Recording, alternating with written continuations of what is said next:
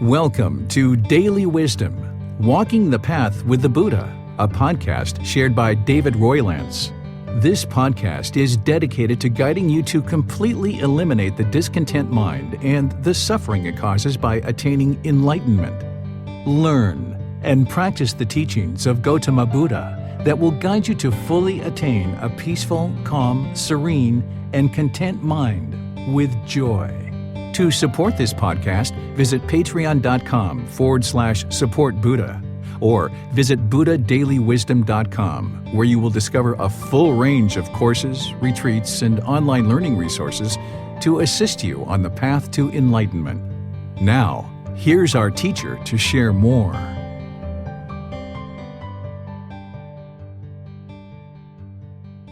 Okay, I'm going to get started by welcoming everyone. Welcome to Wat Tung Yu. Nice to see everyone here. Welcome to everyone who's joining online as well.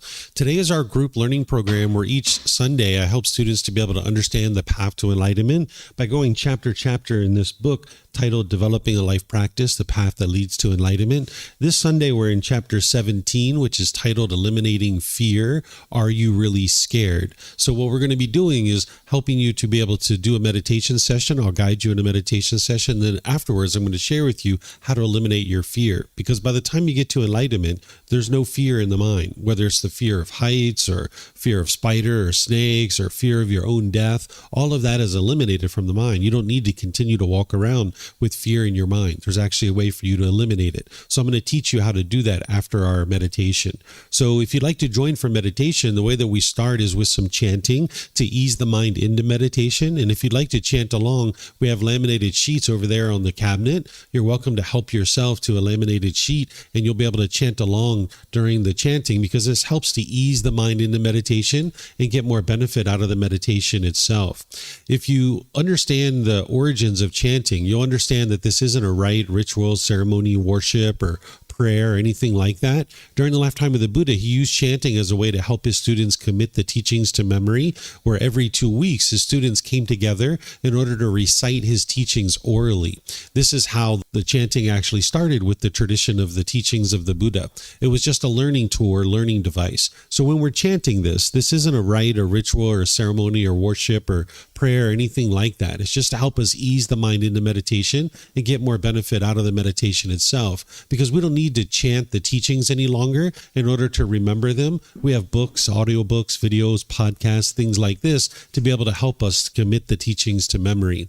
If you read the English translations, you're going to see a lot of appreciation, gratitude, and respect for the Buddha. And because of this, I don't even think the Buddha made these chants himself. He probably didn't create them, because that would be ego or arrogance to go around and say, here, chant these chants to me out of respect for me. But if you learn from a teacher how to move from anger, sadness, and frustration and all these other discontent feelings to the peace and joy that is enlightenment, and this teacher didn't want anything from you or expect anything from you, you might actually have a lot of appreciation, gratitude, and respect for that person as well. So that's why I think that these actually came from the Buddha's students, either during his life or after his death, because they would have had a lot of appreciation, gratitude, and respect for him. So you're welcome to chant these, and you'll see that it actually helps you to get more benefit out of the meditation as you ease the mind into meditation. Once we're in the meditation, I'm going to provide you some guidance while we're actually meditating, so that you can actually learn how to meditate while we're actually meditating together. Then there's going to be a period of time where it's just quiet and we're all meditating here at the temple, and anybody joining us online, we'll just all be meditating at the same time. Now, during this time of quietness, I'm sure you hear an occasional sound. You might hear a car going by, a dog barking, a bird chirping. This is all normal. If you're in meditation craving permanent silence, when you hear a sound, you'll cause your mind to be frustrated or annoyed or something of this nature.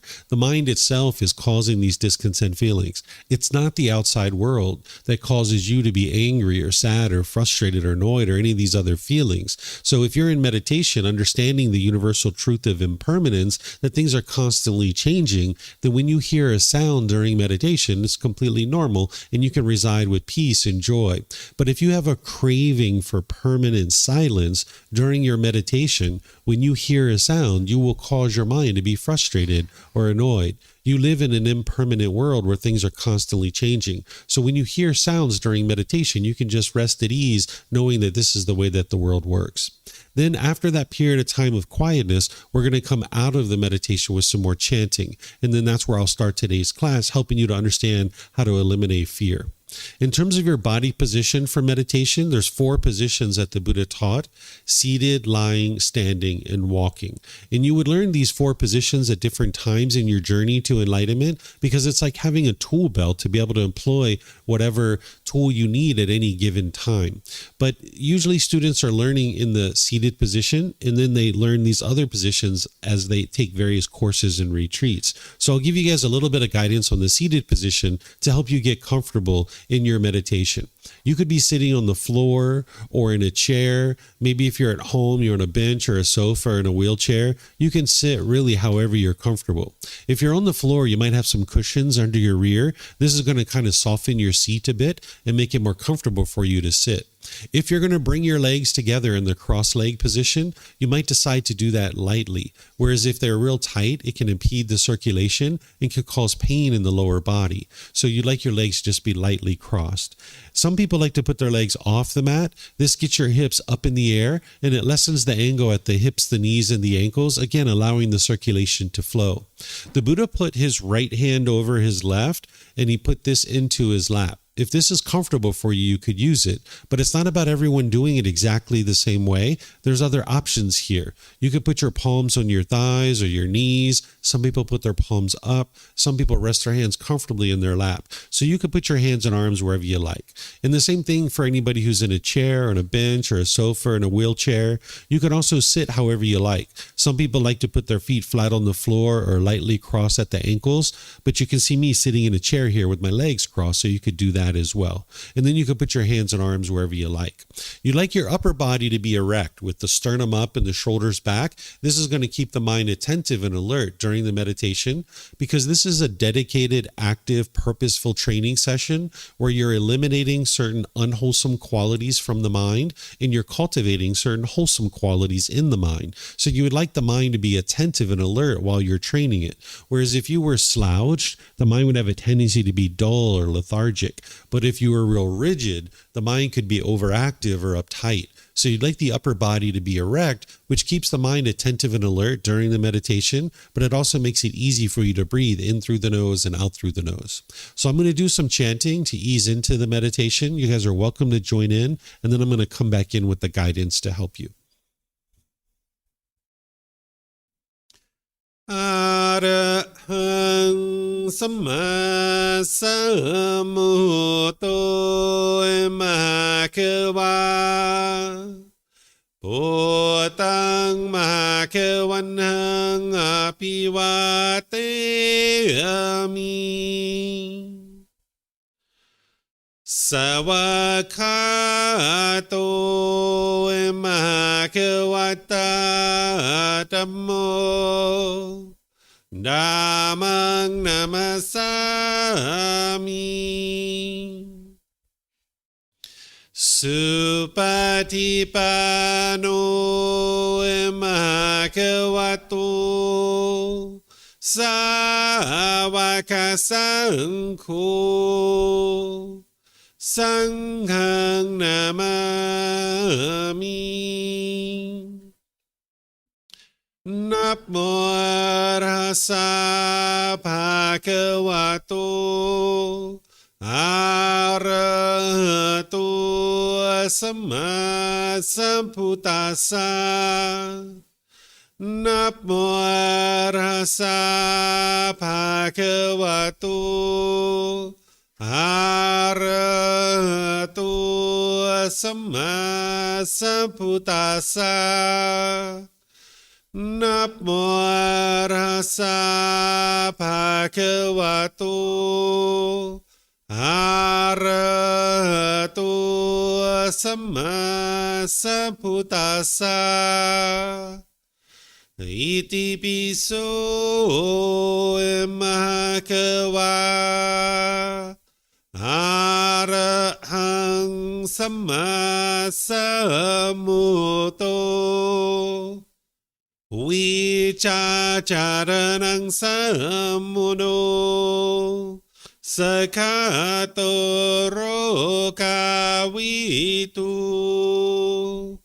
อนุเตโรปุริสาดามสติสัตตาตาวามนุสรังปุตโตภาควาติ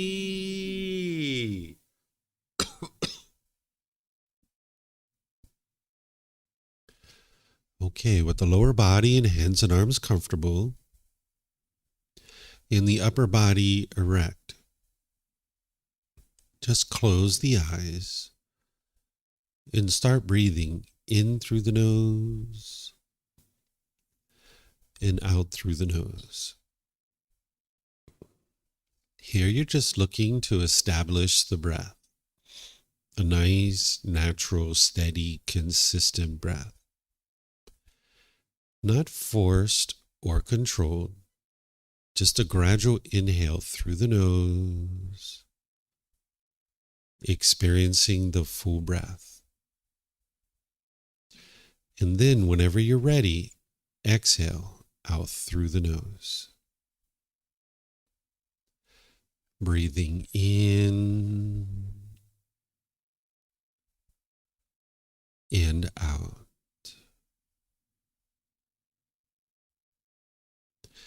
Breathing in and out.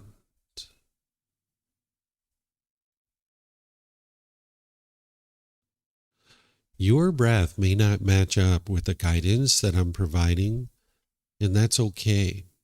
This is your practice. I'm just here for guidance. You can use this voice as a reminder that whenever you get to the next inhale, breathing gradually through the nose, developing a nice, natural, steady, consistent breath.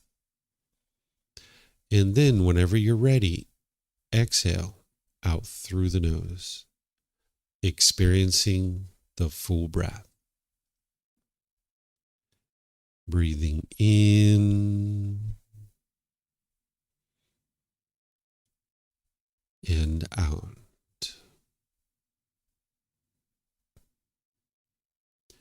Breathing in and out. With the breath well established, start fixating the mind on the breath, either the sound of the breath coming into the nose or the sensation of air moving over the skin into the nose. The breath is the present moment. Fixate the mind on the breath, the present moment.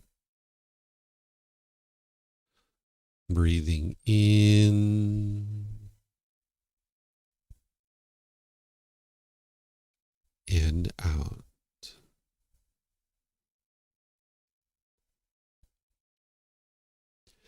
Breathing in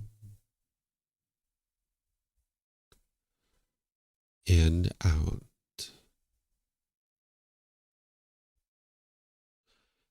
With the mind fixated on the breath, whenever you notice that it moves off the breath, cut that off, let it go, and come back to the breath, the present moment. No need to observe the thought, label it, judge it, analyze it, or even try to figure out where it's coming from. Whenever you notice that the mind is moved off the breath, cut that off, let it go, and come back to the breath, the present moment. Breathing in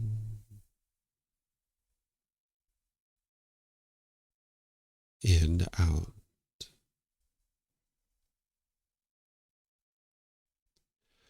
Breathing in and out.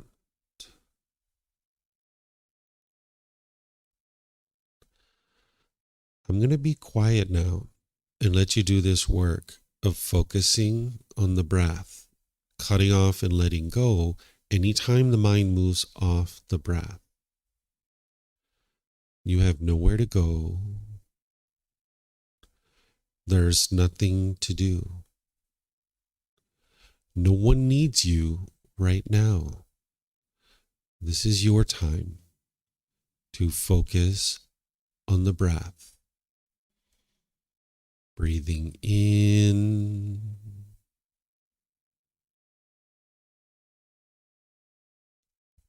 and out.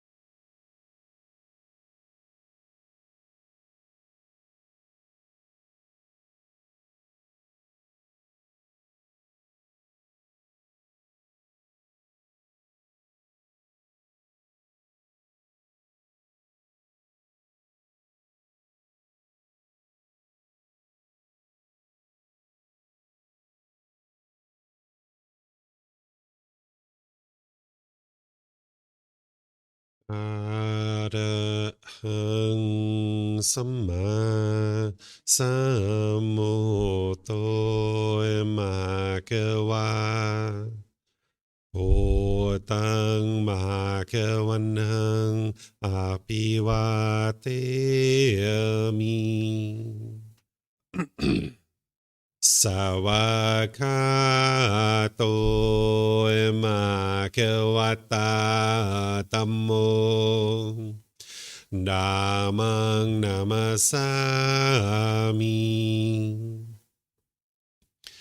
สุปฏิปันโนมะเกวัตโตสาวกสังโฆสังฆังนามามินะโมอะระหะสะภะคะวะโตอะระหะโตสัมมาสัมพุทธัสสะนะโมอะระหะสะภะคะวะโตอะระหะโตสัมมาสัมพุทธัสสะนะโมอะระหะสะภะคะวะโตอะระหะโตสัมมาสัมพุทธัสสะอิติปิโสมหะกวาอะระหังสัมมาสัมพุทโธวิชาจารนังสัมมุโนสกขาโตโรกาวิตูอนุเตโรปุริสาดามาสติสัตตาตาวามนุสนังปุตโตภาควาติ Okay, if you guys would like to slowly make your way out of meditation. Once again, welcome to all of you guys. Welcome to Wat Tung Yu. Nice to see all of you guys here. Welcome to everyone joining online as well. What I'm going to be sharing with you is how to eliminate your fear. About 2,500 years ago, an individual named Siddhartha Gautama lived, and he taught how to get to this enlightened mental state where you can experience the peace, the calmness, the serenity, and the contentedness with joy. This is the enlightened mental state. This is accomplished through training of the mind. The Buddha figured out how to get to this enlightened mental state on his own. Then he dedicated the rest of his life to sharing those independently discovered teachings with countless people.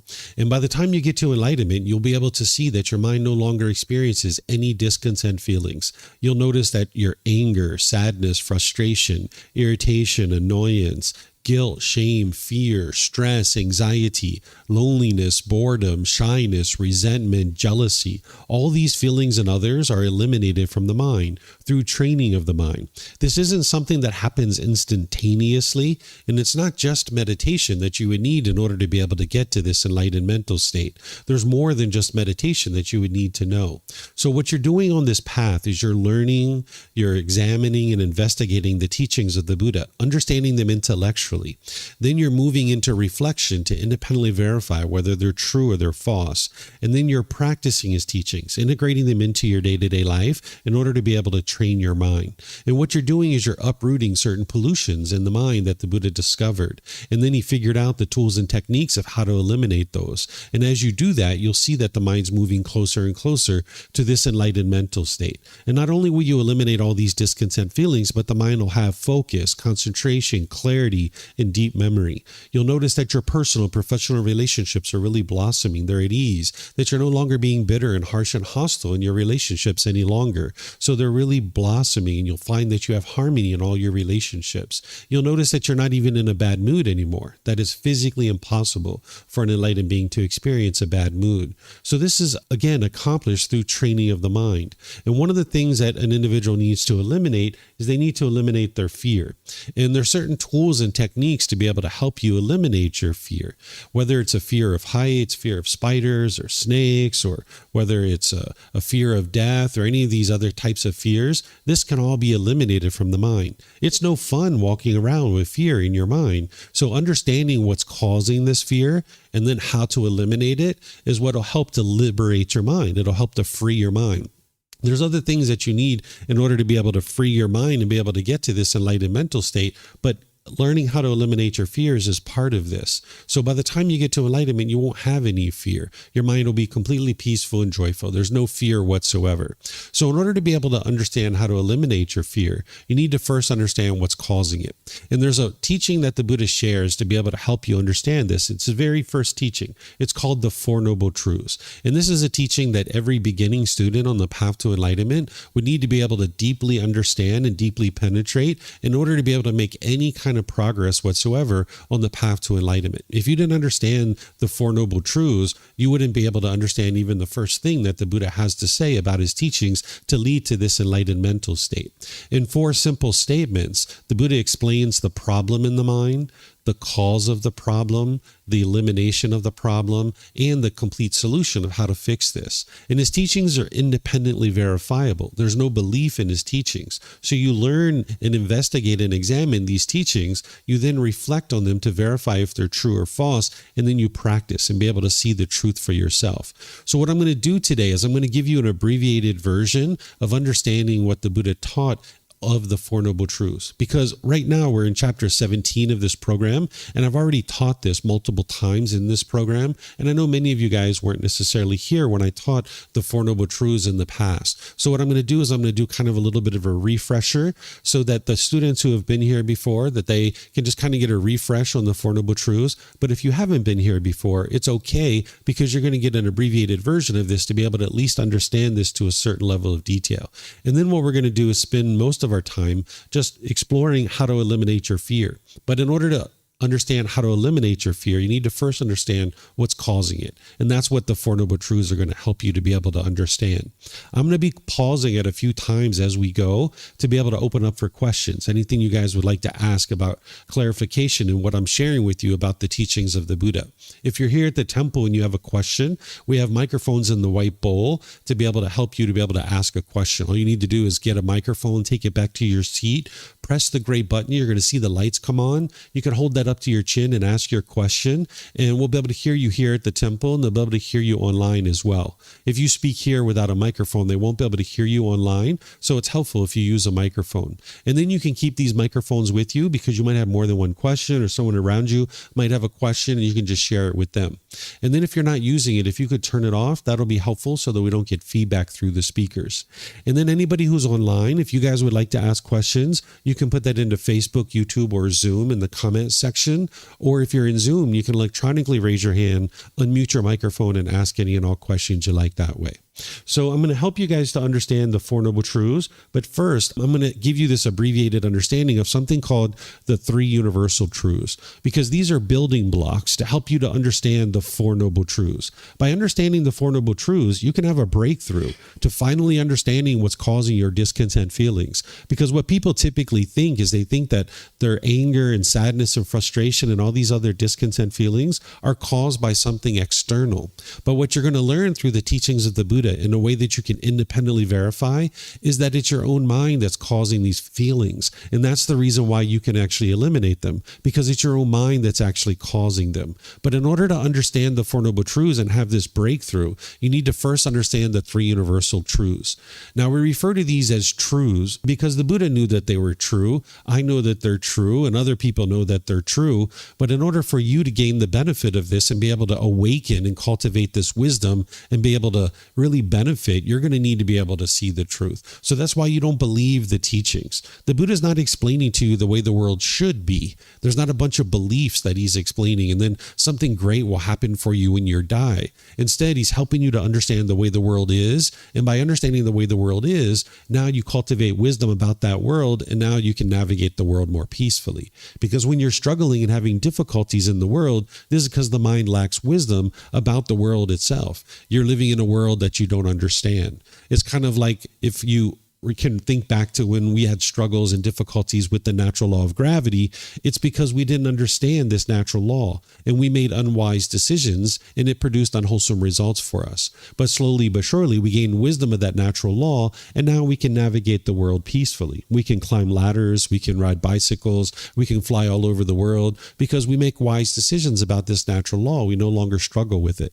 But there's other natural laws that the Buddha explained that are affecting you, whether you're aware of it or not. And if you don't understand these natural laws, the mind's going to experience anger and sadness and frustration and all these other feelings because the mind is in the world that it doesn't truly understand. The mind has these pollutions. So part of getting to enlightenment is to cultivate wisdom. You need to be able to see the truth for yourself so you can navigate the world more peacefully. So this first universal truth is helping you to understand that the world is impermanent, that things are constantly changing, that there's things that arise, change, and they fade away. These are called conditioned objects. Anything you see, hear, smell, taste, anything that comes in contact with the body, or any thoughts or ideas that go through the mind are constantly changing, that there's not this permanent fixed state, that things are temporary, they're constantly changing. This is called impermanence. This is a key understanding that you need in order to be able to understand the Four Noble Truths, because the mind in the unenlightened state is going to be craving permanence, wanting things to be permanent, when in reality the world around you is constantly changing. It is impermanent. So you need to be able to see this for yourself by looking at your own life and trying to determine whether this is true or false. And I encourage students to look at things that they're familiar with, like this physical body. You can ask yourself, is it permanent or impermanent? Because if the body's permanent, that means it's the same, and it's been the same your entire life. If this body is impermanent, then that means it's been constantly changing. So you can ask yourself this question: is this body permanent or impermanent? Because what I'm sharing with you here is that everything around you, all this material world, is impermanent and it's constantly changing. But you can't believe what it is that I share. You need to be able to see the truth for yourself. So ask yourself, is this body permanent or impermanent? Then when you answer that question, move on, ask yourself about your relationships. Are your relationships permanent, meaning you've had exactly the same people in your life, your entire life? Or are your relationships impermanent, meaning they're constantly changing? Then ask yourself about your bank account. Is your bank account permanent or impermanent? Does it stay the same all the time, or is it constantly changing? What about the weather? Is that permanent or impermanent? So we could go on and on and on here, helping you to be able to see this, but you need to be able to see it for yourself. And as I mentioned, I'm giving you an abbreviated version of these teachings, so you're going to need to do the work to be able to see that the world around you is constantly changing, because this is an important understanding to be able to get to the understanding of the Four Noble Truths. Then the Buddha explains to you discontentedness. This is the second universal truth, helping you to understand the unenlightened mind, that the unenlightened mind experiences conditioned feelings, that based on some condition, the unenlightened mind will experience pleasant feelings, painful feelings, and feelings that are neither painful nor pleasant. The pleasant feelings are things like happiness, excitement, elation, thrill, exhilaration, euphoria. It's very pleasant to experience those feelings, and it's based on some condition. Then there's painful feelings like anger, sadness, frustration, irritation, annoyance, guilt, shame, fear, stress, anxiety. This is all very painful for the mind to experience, and that's also based on some condition. Then there's neither painful nor pleasant feelings. I put boredom and loneliness here, but some people say that's very painful for them, so you could put that in the painful category.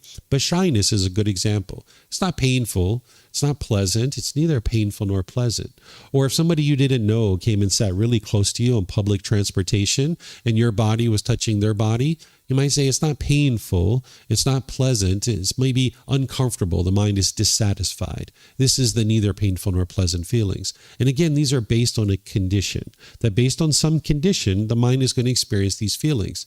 So if you wake up in the morning and you see it's sunny outside and you get really excited and happy because it's sunny, that's a conditioned feeling.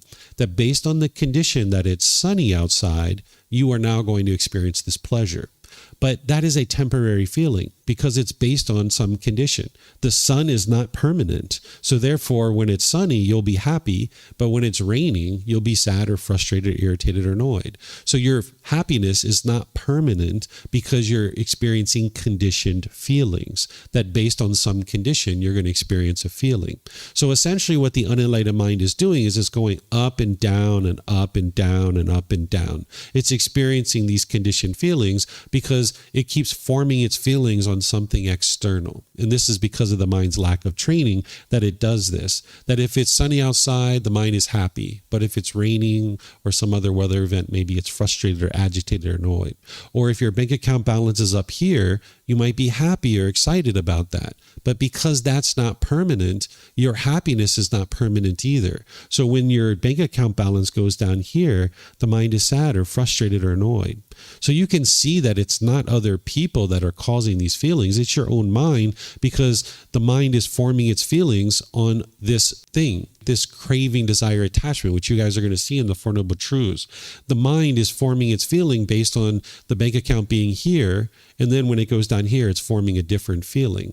All that's happened here is change. That's all that's happened. The same thing with moving from the sun to rain. All that's happened is change. It's not the outside world. It's not other people that are causing these feelings. It's the mind itself. And you'll see this more clearly when we get to the Four Noble Truths.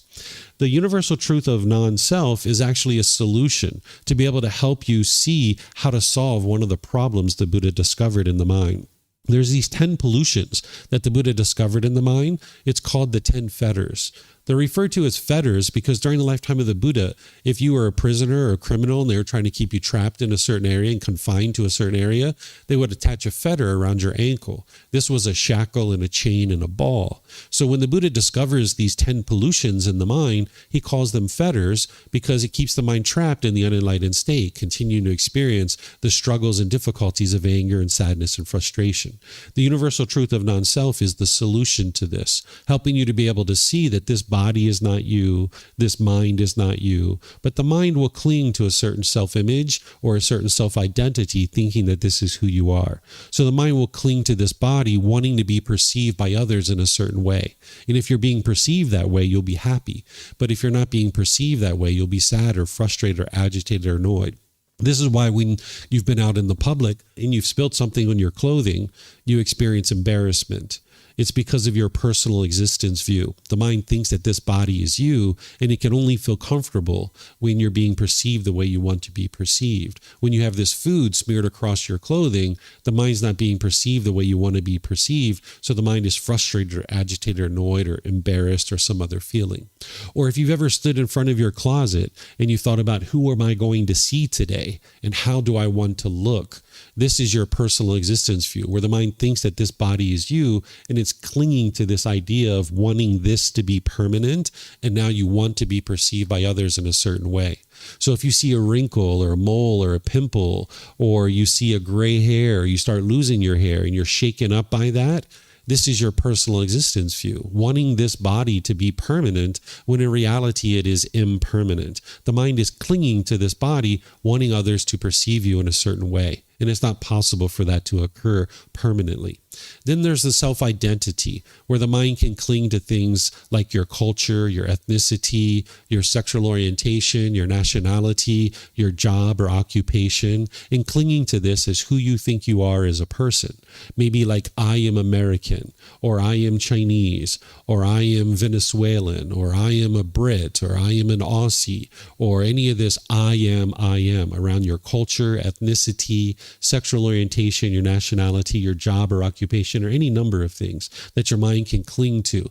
And if you cling to any of this as who you think you are, when you're being perceived the way you want to be perceived, or if you're in that particular role, you'll feel great. But when you're not, you'll feel like less of a person. So for example, if you've been in a boyfriend and girlfriend relationship where you identify with I am a boyfriend or I am a girlfriend, when you were in that relationship, you probably felt a certain level of comfort. But when you broke up and you were single, your mind may not have liked that. You might have felt like you wanted to hurry up and get right back into another relationship because this identity of I am a boyfriend or I am a girlfriend wasn't intact. Or maybe I am a husband or I am a wife. And now when you're not fulfilling that role anymore, your mind is uncomfortable. And it feels like the way to solve that is to hurry up and get right back into another relationship. When in reality, it's your mind having personal existence view, holding on to this identity of who you think you are as a person, and now the mind is uncomfortable. Or say you had a job or occupation and you identified with that as who you are as a person. When you're doing that job, you'll feel great, you'll feel wonderful. But when you're not doing it, you'll feel like less of a person. Like maybe you retire or you get fired or you get laid off or something like this. So the Buddha teaches you the universal truth of non-self to be able to help you see that this physical body is not you, and this identity that your mind is holding on to is not you. There is a body and there is a mind, and it's come together for this existence that we refer to as a person or as a human being. But in order to get to peace and joy that is permanent, you're going to need to not identify or cling to any of this as who you are. Because if you're at a restaurant and 2 tables over, they're saying, wow, all Americans are lovely and kind and warm and gentle. You'll be very excited about that if you consider yourself to be American. You'll get really pleasant feelings and so happy about that because they're talking about you, and that's what your mind thinks. But if there's a 2 tables over that are talking in negative and degrading ways about the nationality that you have in your mind, you'll think that they're talking about you, and now you'll be frustrated and agitated or annoyed. So as long as you have this personal existence view in the mind, you can't be peaceful and joyful permanently. So the universal truth of non-self helped you to be able to see that none of these things are you. Now, typically, I walk students through this in a very slow, methodical way to be able to make sure you can independently verify it and you can see the truth for yourself. If you're having any difficulty seeing the truth, that your mind does indeed experience these conditioned feelings, or if you'd like to talk about this universal truth of non-self, or even the universal truth of impermanence, we can talk about that and I can help you to understand it more fully. But today what I did is I just gave you an abbreviated version of this so that we can move into some other things. Do you guys have any questions on the 3 universal truths? Is there anything you would like to ask? Remember here, if you could use the microphones, and then online, if you could put that into Facebook, YouTube, or Zoom, that would be helpful. No questions here? Okay. So let me see if we have anything online here. Okay, I don't see any questions here. Okay, so this is a core understanding that you need, is to understand that the world around you is constantly changing, and that the mind in the unenlightened state is experiencing these conditioned feelings where it's going up and down and up and down. Now we're going to get into some other things. You need to be able to understand this word in these series of words: craving, desire, attachment, wants, expectations, holding, grasping, clinging. This is the way the mind longs and yearns for something. The mind is pulling in the direction of the objects of its affection, thinking that the next new shiny object waiting around the corner is going to provide some kind of lasting satisfaction. So the mind chases it and chases it and chases it. It's almost like an unquenchable thirst. The mind might be in the mall and see a new pair of shoes and think, oh, a new pair of shoes. I want those. And the mind longs and yearns for it. And it gets so excited if you go into the store and they actually have the size of shoes that you're looking for. But if they don't have the shoes that you're looking for, you might get angry or frustrated or annoyed. This is the mind having craving, desire, attachment, longing, yearning, pulling after the objects of its affection. The mind thinks that something external is going to provide lasting satisfaction, so it chases and chases and chases after it. So you need to be able to see that your mind has been doing this, where maybe you were thinking, my life is incomplete. What do I need to feel whole? And you might have said, more money. That's what'll do it. Let me get some more money. Let me chase after that. That'll make my life feel better. And you might chase after that for a while, and you get what you want and you feel happy, but then eventually that happiness wears off. Or you might think, what do I need to feel better? Oh, a new boyfriend, a new girlfriend. That'll fix everything. Let me chase after that for a while. And the mind chases that. And then you get one, and then you're happy for a period of time, but then eventually you feel frustrated or agitated or annoyed. Or the mind's like, I know what I need, a nicer house, a nicer car. I need this or that, jewelry, clothes. The mind is always looking for something external to provide some kind of lasting satisfaction. That's what the craving, desire, attachment is. And once you understand this, you can then understand the Four Noble Truths. This is where the Buddha explains the problem in your mind, the cause of the problem, the elimination of it, and the path forward, where you can have this breakthrough to understanding what's causing these feelings. Because you'll never be able to eliminate your fear or any other discontent feelings if you don't understand what's causing it. So the first noble truth is explaining the problem that the Buddha discovered is that each unenlightened mind is experiencing discontentedness, meaning conditioned feelings, that based on some condition, the mind is then going to experience a feeling, that the mind is happy and excited, but then it's sad and frustrated or agitated or annoyed, but then it's bored and lonely and disappointed and frustrated, and then it's experiencing stress and anxiety. The mind's going up and down and up and down. This is a problem for the mind because it's not stable, it's not steady, it's not able to be consistently steady and stable and unshakable. So therefore, when the mind is shaken up, you make unwise decisions, and then those unwise decisions produce unwholesome results for you. So this is the problem that each unenlightened being is experiencing, is that their mind is discontent, going up and down, forming conditioned feelings. Then the cause of that is explained in the second noble truth, that the discontent feelings is being caused by craving, desire, attachment, longing, yearning, chasing after the objects of your affection, wanting things to be permanent, when in reality, everything around you is impermanent. It's constantly changing. So let me give you some examples so you can see this truth for yourself. You need to be able to see that it's your own mind that's causing these feelings, because then you understand how to eliminate your fear, right? What's causing these feelings is the craving, desire, attachment, the craving for permanence. So if you could think back to maybe that relationship that you had with a boyfriend or girlfriend, or maybe a husband or wife, when you guys were first together, you maybe got really excited. Maybe you're really happy with that. Maybe you guys were calling each other, checking in on each other, seeing how you're doing. Maybe you're going to the movies, to dinner. Maybe you're going to the park, having great conversations. Maybe you're having intimate contact like sex, and maybe you're feeling really great about that. And at the beginning of the relationship, it was all going really well for you. But then over time, the relationship deteriorated more and more and more, and you guys broke up. And then you might have been really angry or frustrated or sad, or you might have been lonely or bored, or you might have been missing this person. What was causing these feelings is that the mind was craving permanence, wanting this person to be in your life permanently, when in reality, they are impermanent. This relationship was always impermanent from the very beginning. It wasn't your love or your care that was causing these painful feelings. Love is a genuine interest in seeing all beings be well. This doesn't cause painful feelings. What was causing the painful feelings is the mind was holding on and craving for this relationship to be permanent.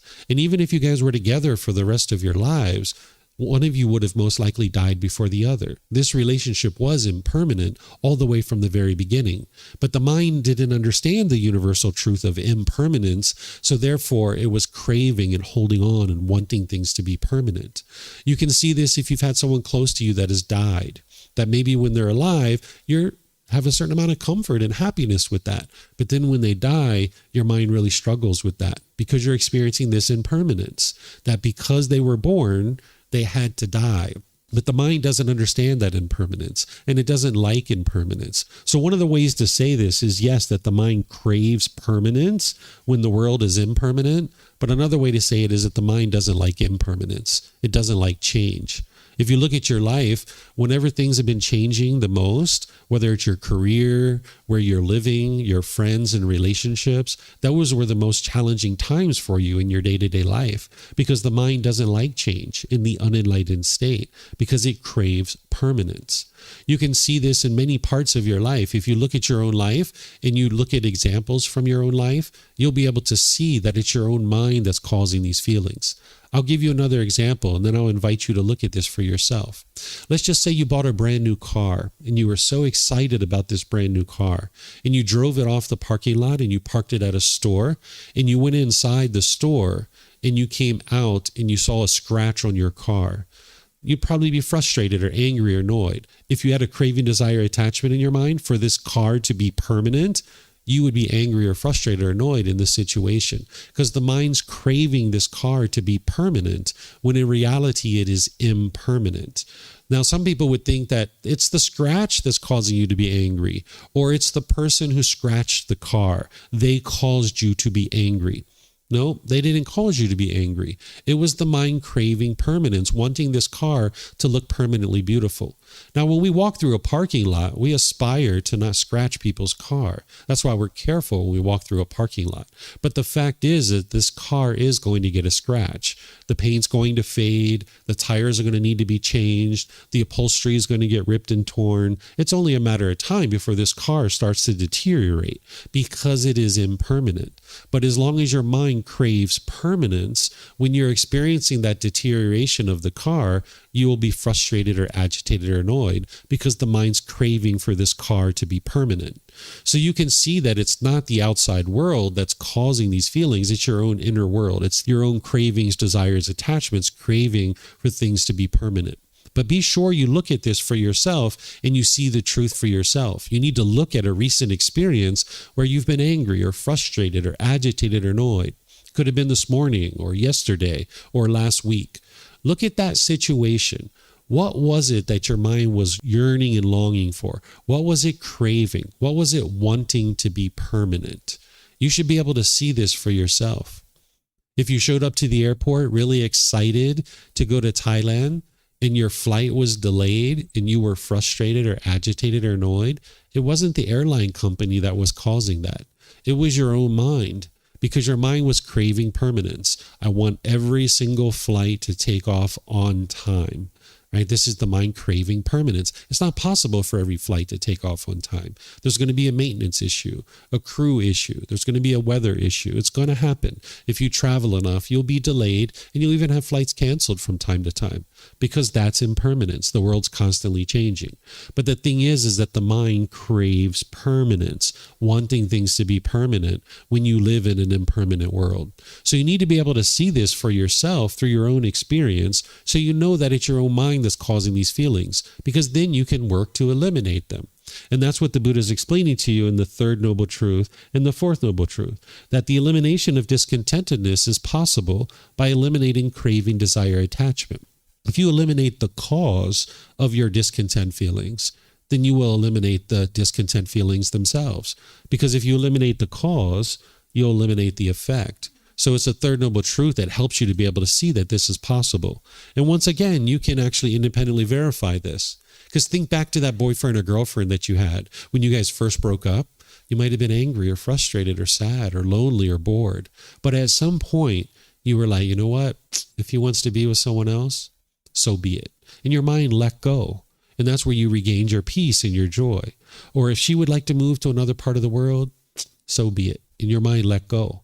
And that's when you regained your peace and your joy. So when you eliminate this craving, this holding on, this craving for permanence, and your mind lets go, that's when you actually experience peace and joy. But your mind doesn't know how to let go. It craves permanence. So that's where the fourth noble truth is coming in. This is actually the complete perfect plan that guides you in how to train your mind to let go. It's called the Eightfold Path. The Eightfold Path is 8 individual steps that is guiding you and being able to help you understand how to train your mind and get to the point where you no longer are holding on, craving permanence, where you can navigate the world and do the things that you're doing in your day-to-day life, but you're not craving permanence. So therefore, your mind won't experience any discontent feelings. And this is accomplished through gradual training, gradual practice, and gradual progress. But it starts with something called right view, which is what we're essentially talking about right now, which is the Four Noble Truths. Right view is to be able to understand the right view that it's your own mind that's causing these feelings. Wrong view would be to blame other people for the feelings that you're experiencing. And that's what we tend to do in the unenlightened state. Because of our lack of wisdom, we will go around the world blaming other people for the feelings that we're experiencing. we will firmly believe that other people are causing us to experience these feelings. I'm sure you've been in arguments before where you've been adamantly trying to convince somebody to stop doing what they were doing, or else you're going to continue to get angry and frustrated. But you can't train 8 billion people to do things your way. Because of impermanence, different people are going to do things different ways. So this whole path to eliminating your discontent feelings, including eliminating fear, is to establish right view, is to be able to understand that it's your own mind that's causing these feelings, and you can look inward and be able to see that truth and know it with 100% certainty.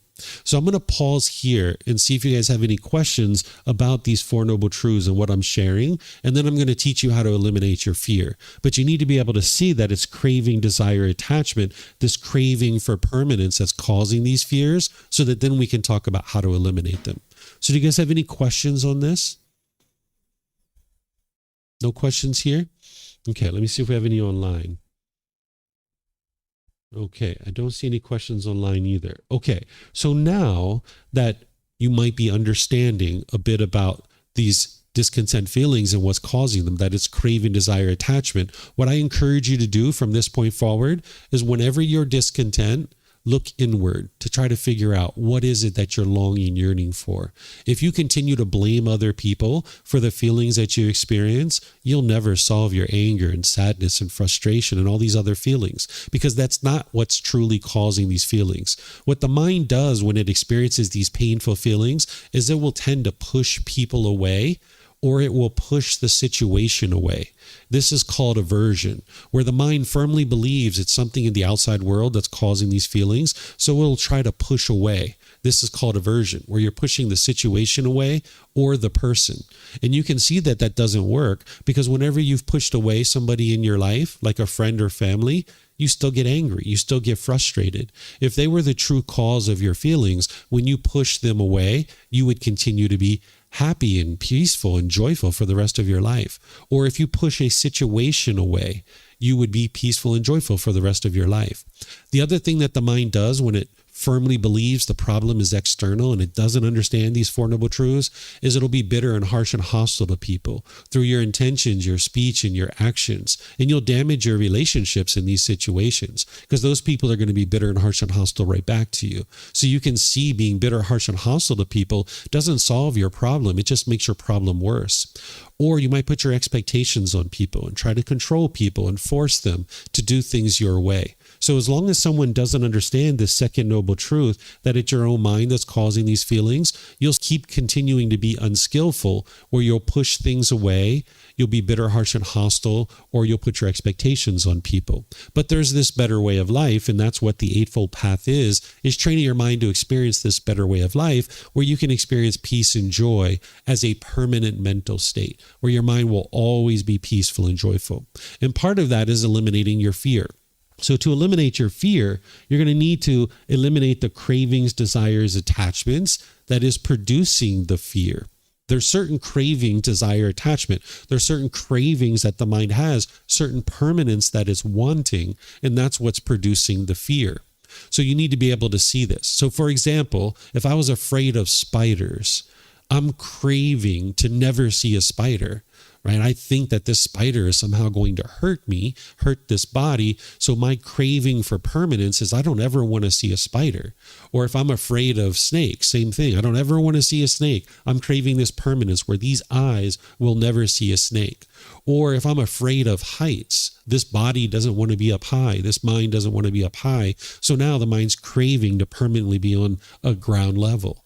Or if you're afraid of death and you're fearing death, you're craving permanent life, where in reality, this life is not permanent. Or you might be craving permanent comfort of the body. Maybe you're fearful of the pain that you might experience as part of the dying process. So the mind is craving permanent comfort of the body or craving permanent life. This is what's causing the fear, is the craving for permanence.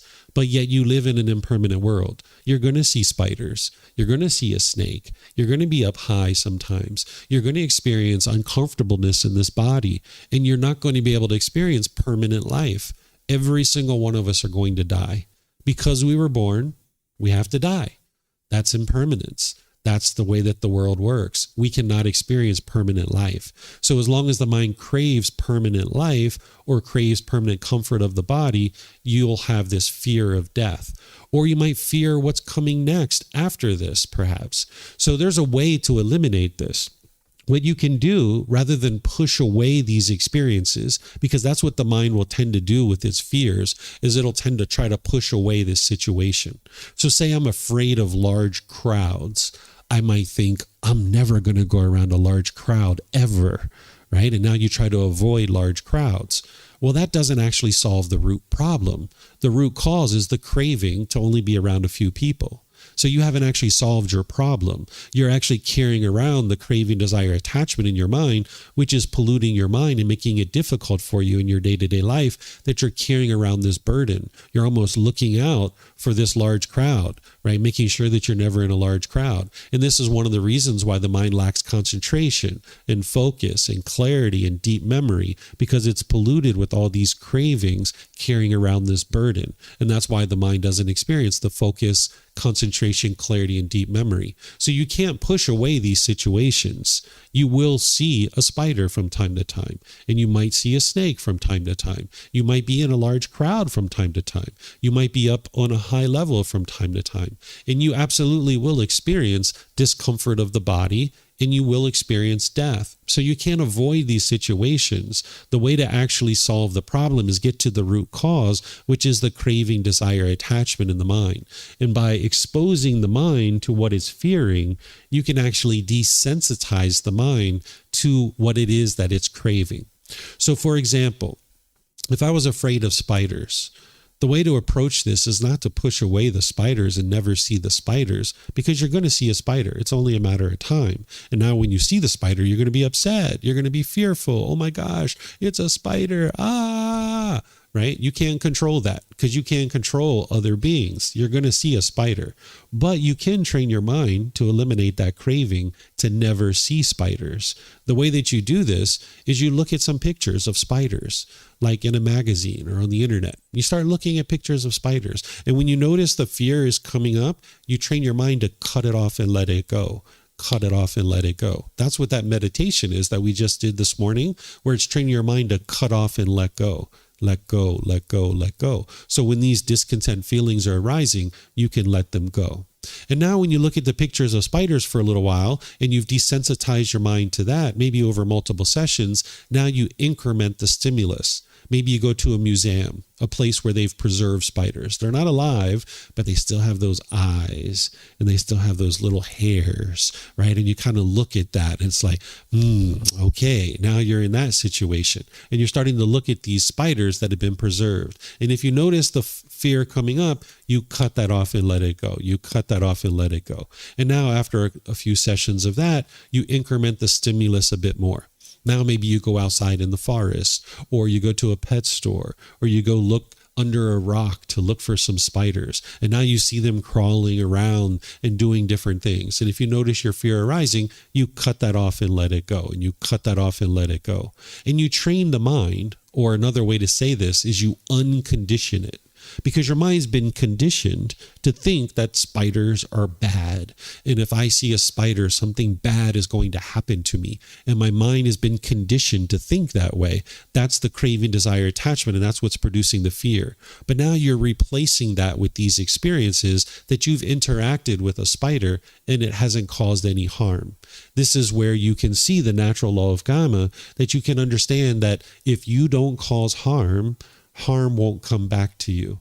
If you don't cause harm to that spider, there's no harm that's going to come to you. So you can look at pictures, you can look at these preserved spiders, you can look at spiders that are alive and desensitize the mind, understanding that you can have an experience where you can look at a spider and see a spider and you can walk away and be just fine with this. So you're exposing the mind to the thing that it's fearing so that you can desensitize it. You can train the mind to let go of this craving to never see spiders.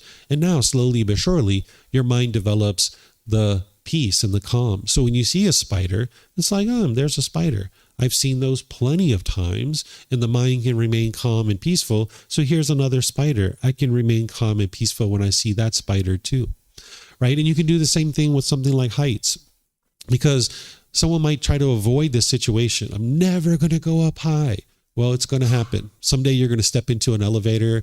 Somebody's going to press a button that you didn't see. And next thing you know, you're on the 32nd floor of some building, right? And it's like, oh my gosh. And now the mind's all shaken up by this. Well, the way that you do this is you gradually desensitize the mind. Maybe you go to a mall, you go up to the second or third floor and you look over the side and you desensitize the mind to that. And then maybe you go up a little bit higher and a little bit higher. And over multiple sessions, you desensitize the mind to being afraid of heights. And then maybe you start training your mind to go up a couple of rungs on a ladder and looking over, or a couple of higher, steps, and you go a little bit higher, and then you look over the side and you desensitize your mind to it. Just trying to avoid this situation doesn't actually solve it. Or say you were afraid of large crowds. You would like to go around large crowds. That's what's going to desensitize your mind, train your mind to let go of this craving for permanence, wanting to only be around a few people at a time. And now you can be completely comfortable, because someday you're going to be walking through a city and you're just going to be minding your own business, walking down the street, and you're going to turn a corner, and next thing you know, you're in this big, large crowd. Right? You're not going to be able to always avoid large crowds. And even if you could, you're still carrying around that pollution in the mind where you're craving this permanence, when in reality, the world around you is impermanent. I'll give you another example of how you can do this with something like death. And then I'm going to open up to whatever questions you guys have. If there's certain fears that you have and you're wondering how to desensitize the mind to it, I will help you. So you guys can ask these questions. So let's just say somebody was afraid of death. And as they think about death or they imagine death, they have all this fear that comes up and they just can't imagine dying. The way that you eliminate this fear is you need to confront it. You need to put the mind in the situation that it doesn't want to be in. Of course, you're not interested in killing yourself. That's not what I'm talking about here. But there's a technique that the Buddha taught. It's called contemplation of death, or a reflection of death, where you put your mind in the situation that it doesn't want to be in, where you can actually sit quietly for 10 or 15 minutes or so, close your eyes, and you can imagine within your own mind that you've actually died. And maybe you play this out in your mind. Maybe you've been in a terrible car accident, or maybe you've had a very slow, prolonged death, like something like cancer or something like this. Whatever it is, you can imagine that in your mind and play that out like you're a fly on the wall. Maybe you see that your family's been informed that you've died. Maybe they're crying and grieving. Maybe there's a funeral that you watch in your mind's eye. Maybe there's other things that are happening in a burial or a cremation or something like this. And you confront this in your own mind for about 10 or 15 minutes. You might grieve. You might be sad. You might be fearful when this is occurring. And as that's occurring, you train your mind to cut that off and let it go. Cut it off and let it go.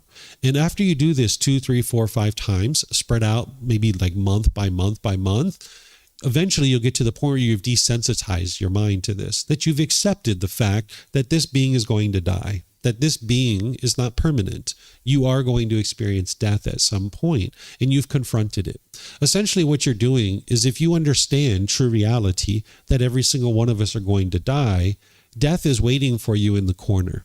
It's waiting for you over there. And it's either going to sneak up on you and catch you by surprise, which in that case, you're going to feel very shocked and surprised. Your mind's going to be shaken up and maybe fear is arising. Or you can see that death is waiting for you over there in the corner, and it's going to come visit you someday. And you say, you know what? I'm not going to let death sneak up on me and catch me by surprise. I'm going to go visit death. I'm going to go see it. I'm going to go make friends with death. That's what the contemplation of death is that you sit somewhere quietly with your eyes closed and you're going to visit death. And you're going to make friends with death, to understand that, yes, death is normal. It's nothing you need to be scared of or fearful of, that it's going to happen. It's only a matter of time. So let's go visit death and get comfortable with death and understand what death is all about. So that's what the contemplation of death is helping you to be able to do, is to go confront death and get comfortable with it. And now, as you've done that over multiple sessions, when you actually get close to your death, you'll feel comfortable because you've already visited it, you've already explored it, and you're no longer shaken up by it. And now you can go through life not fearing death. So this is how you eliminate your fear, is you desensitize the mind to the thing that it's fearful of. And there's many number of different fears that an individual could have. So that's why I like to spend our time to just see what questions you guys might have. If you have certain fears that you need help with, let me know and I will help you with those. Remember, you have the microphones here. And for those of you guys online, you can put this into Facebook, YouTube, or Zoom. Are there any questions here online you guys would like to ask about how to eliminate your fear? No questions? Okay, let me see if we have anything online. Okay, here we go. We have a question coming in. This is from Raphael. Should we eliminate all fears or be selective to the ones that are detrimental to us? Example, fear of spiders might help us not to get poisoned, or fear of losing a job keep us producing better results. Okay, so let me help you, Raphael, is that there's no benefit to fear. This is the problem with the lack of wisdom in the mind. The mind will think that somehow fear is helping you, but fear isn't helping you. So let's use this example, the fear of spiders, that you think that this fear is going to help you in some way.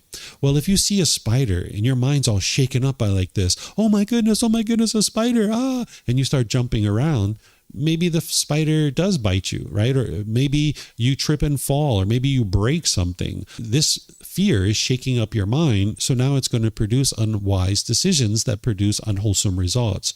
Or if you have fear every day you go to work that you're going to lose your job, that's not actually helping you to be productive. That fear is shaking up your mind. And now when you go talk to your boss, your mind's all shaken up and you can't communicate effectively to actually do a really good job. And now you might actually lose your job because this lack of confidence that you have in the mind. So the fear is not actually helping you. And this is part of the lack of wisdom that the mind has in the unenlightened state. In some cases, it thinks that somehow fear is actually helpful for you. So you would actually like to eliminate all your fears, where you can get to the point where you're making wise decisions based in wisdom. You don't need to make decisions based in fear, because that's just going to cause the mind to make unwise decisions, and it's going to produce unwholesome results. So whether it's a fear of spiders or a fear of losing your job or any other fears, it's just causing the mind to be unstable and shaken up. So you'd like to get to the point where you eliminate 100% of all your fears, because now when you see a spider,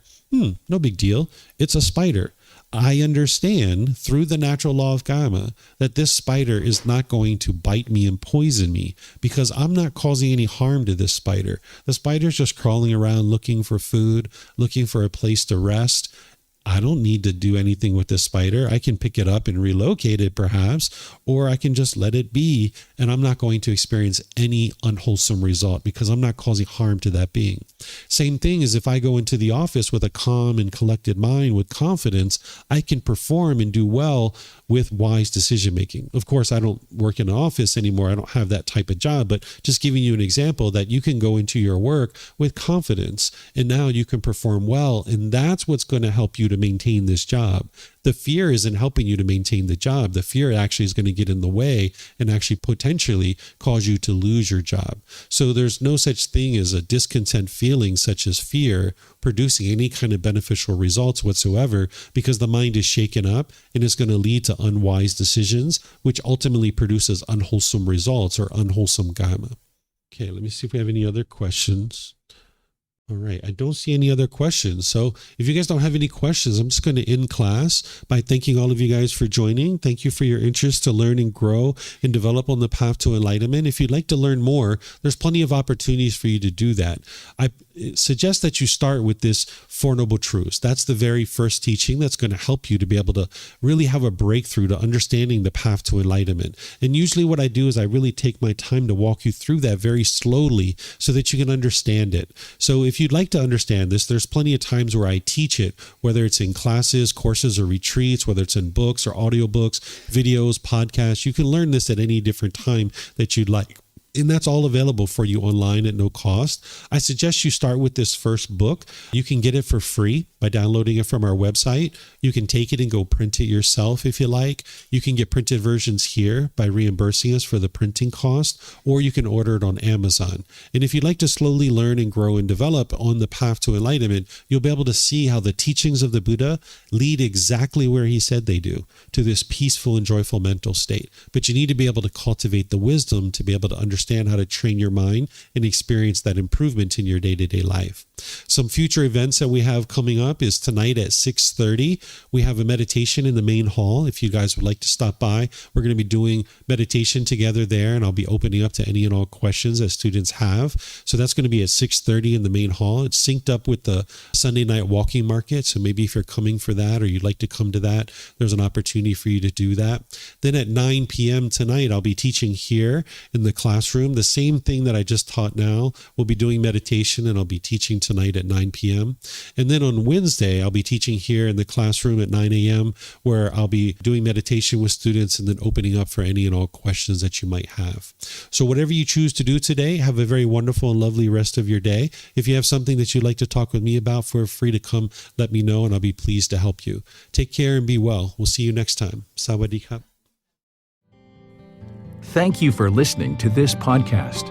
To provide support for this podcast, visit patreon.com/support Buddha. To access more teachings, visit buddhadailywisdom.com. There, you will discover a full range of courses, retreats, and online resources to assist you on the path to enlightenment. Remember to establish a daily, consistent meditation practice, along with learning and practicing these teachings. A well-developed meditation practice is the foundation in which to train the mind to attain enlightenment.